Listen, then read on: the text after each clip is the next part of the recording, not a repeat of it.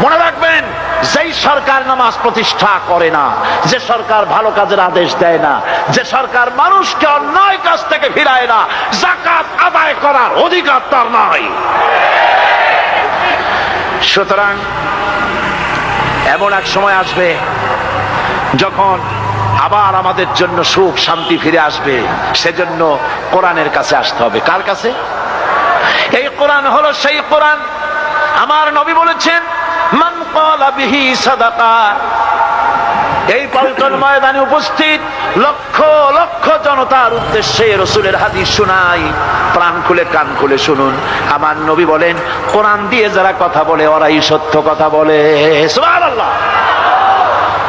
আপনার নেতা বক্তৃতা করতে আসে, না আছে কোরআন, না আছে হাদিস, সব নিজেদের মন গড়া কথা, ঠিক কিনা?